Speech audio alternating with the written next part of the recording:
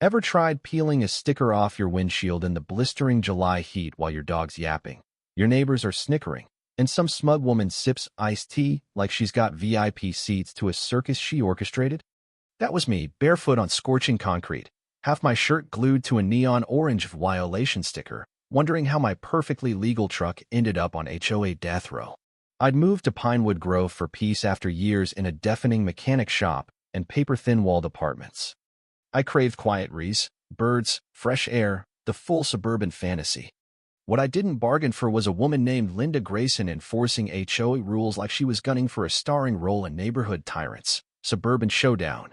I'd been there 3 weeks, barely enough time to figure out the recycling schedule, when Linda decided my cherry red 1985 Chevy Silverado, parked in my own driveway, was a crime against humanity. That truck was my pride and joy, a classic I'd spent years restoring. It shone like a gem in the sunlight, a standout in a sea of beige SUVs and bland sedans. I'd checked the HOA handbook, think small-town phone book, VY, and it was airtight. No oil stains, no monster tires, no commercial logos. My truck was spotless, legal, and by the book. Linda didn't care about the book. She cared about power. Our first run-in was on a Saturday morning while I was washing the truck. She strutted over in a pristine gray tracksuit, clutching her Pomeranian under one arm and a clipboard under the other. The dog wore a little vest that read emotional support animal, and judging by the gleam in her eyes, she needed it more than the pup did. She squinted at my truck like it was trespassing on her property. I gave her a friendly morning, but she ignored me, scribbled something about my license plate, and said, "Just so you know, we have standards here." Then she spun around and marched off like she just dropped the mic. I brushed it off. People had warned me about HOA types, but I thought I could win her over with a smile. Linda wasn't the kind of petty. Hers was the calculated, weaponized kind. The next week, I caught her snapping photos of my truck from across the street. A few days later, she left a flyer on my door about approved lawn decor, even though I didn't own any. Then, one bright Monday morning, I stepped outside, coffee in one hand, phone in the other, and saw it. A violation sticker the size of a tabloid plastered on my windshield. Neon orange, black letters screaming unauthorized vehicle, towing scheduled within 48 hours. My coffee hit the pavement. I thought it was a prank at first, but there, at the bottom, was her signature in swooping cursive, L. Grayson, HOA enforcement officer. I stood there, stunned, watching the adhesive melt into the glass under the sun. I tried peeling it off, got the top layer, but the sticky gunk stayed like gum on a shoe. That's when my dog, Rusty, started barking from the porch. A neighbor walking his lab paused to stare, another waved awkwardly and bolted, and across the street, Linda sat on her porch with iced tea and a smirk that said she'd been plotting this scene. I marched over, clutching the shredded sticker, and asked, "Is this a mistake?" She smiled sweetly. "Not at all. That vehicle doesn't fit our community image. We have guidelines." "What image?" "It's a classic truck, not a junker." She whipped out a laminated sheet and tapped a vague rule. "Vehicles must align with neighborhood harmony and uniformity." "It's subjective," she said, grinning. "So you're judge and jury?" "No," she replied, "just the enforcer." That's when I realized this wasn't about the truck, it was about her flexing control. She wanted me, the new guy with a truck that dared to have personality, to bow down. She expected me to tow it, hide it, or trade it for some soulless sedan. Not a chance. Staring at that half-melted sticker, something clicked, not rage, but a spark of mischief. The kind that hits when you're backed into a corner by someone who thinks they're in V-Wine Cybele. I glanced at her car, a flawless silver Audi Q5 she dusted daily like it was a shrine, and grinned. She wanted a sticker war? She had no clue how messy this was about to get. I didn't sleep much that night, not out of anger, though I had plenty, but because my mind was buzzing with a plan. You can't reason with a Linda. Logic? She'd twist it. Complaints? She'd double down. Politeness? She'd use it against you. To beat her, you had to speak her language, petty, loud, and in her face. Her weapon was a single orange sticker. Mine would be thousands of colorful ones, paper-thin and relentless. The idea struck at my friend Sarah's craft store. She ran the place and always teased me for my boring taste in colors. I was there grabbing sponges to scrub off the sticker residue spoiler. It was still a nightmare when I hit the jackpot aisle. Sticky notes. Neon pink, electric blue, sunshine yellow, lime green packs with quotes, animal shapes, glitter, even glow in the dark. By the third shelf, it clicked. I grabbed a pack, flipped it over, and smirked. They were small, harmless, and clingy just like Linda.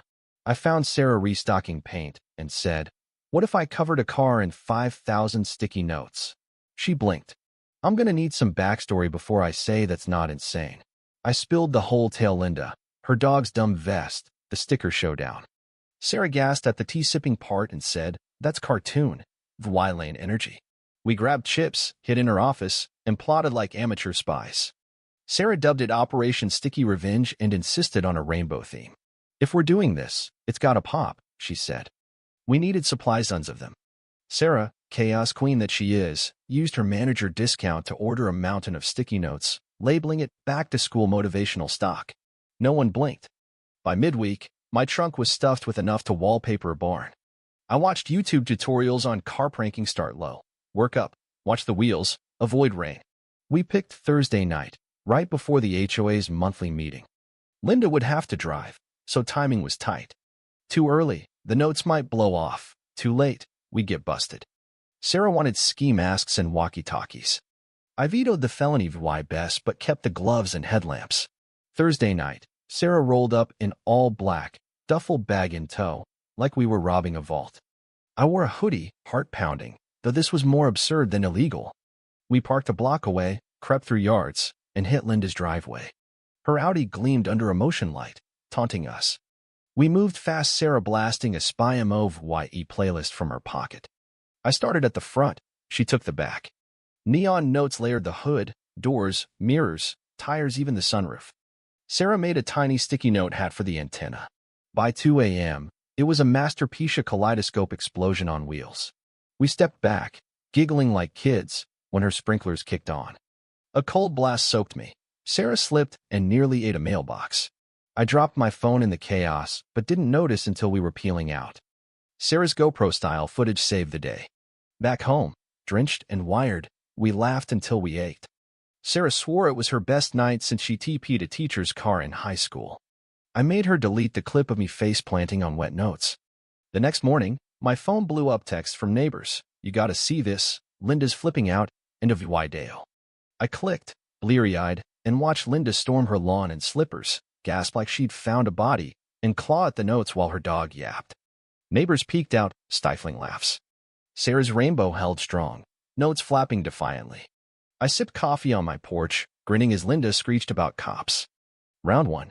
Me. By noon, Sarah had edited the footage. Dramatic music, a slow emo of Linda's meltdown, a freeze frame of her wrestling the rear windshield. Caption: Local HOA tyrant versus. Colorful squares. It hit the neighborhood group chat, then Facebook, then Reddit as Linda's Audi turns art exhibit. I went to bed unknown, woke up infamous. Walking rusty, I got waves, a thumbs up from a guy behind a bush, even banana bread from Mrs. Carter, who whispered, "About time someone fought back." No one knew it was me, but the truck saga had made me the underdog hero. Linda called the cops, but they shrugged aside. Why'll matter, no damage, just paper. She emailed the HOA list, ranting about a targeted attack and community values. It was so over the top, someone memed it. Sarah framed it on my fridge. Then the HOA president, Tom Miller, retired, 70s, called me for a chat. I braced for a lecture, but he chuckled. "Haven't laughed like that since my mower ate a plastic flamingo." I played dumb about the prank. He didn't push, just said, "Linda's made enemies." She didn't expect a creative one. Then he dropped the bomb. A hearing, thanks to her complaint. Sarah went full lawyer mode. Outfit options, a slideshow called Sticky But Fair. I kept it simple. At the hearing, Linda brought a novel-sized folder, cried about delinquency, and accused me with zero proof. She slipped, saying my truck broke the aesthetic, so I pounced. Bylaws, truck pics, a witness statement. Pro VY and classics were fine. I showed her sticker VY OLAD protocol and tossed in a before and after of her Audi. "No harm, just opinions," I said. Tom deliberated 3 minutes. Linda overstepped, no fines for me, a warning for her, and a temporary suspension. She stormed out, hissing about conspiracies. Tom clapped my shoulder. "That truck's got character."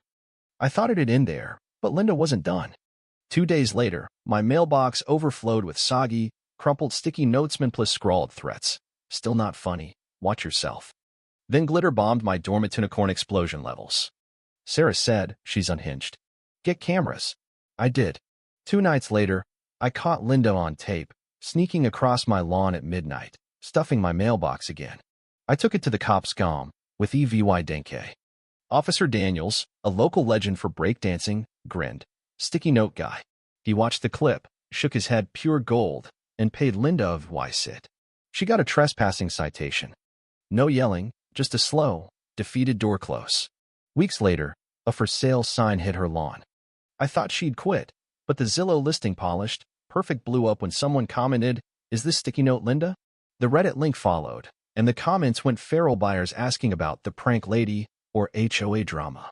Her open house flopped. She smiled through gritted teeth as whispers spread. The sign vanished, no sale. She'd lost her HOA clout, demoted to flowerbed overseer, and got shut down trying to police petunias. I slapped a sticky note survivor decal on my truck. Sarah framed a note. Petty, but epic. Linda still walks her dog, but she crosses the street now, silent, her Audi scratched and faded. Some wars you win with law, some with logic. Me? I won with 5,000 sticky notes, a wild friend, and a laugh that outlasted her reign.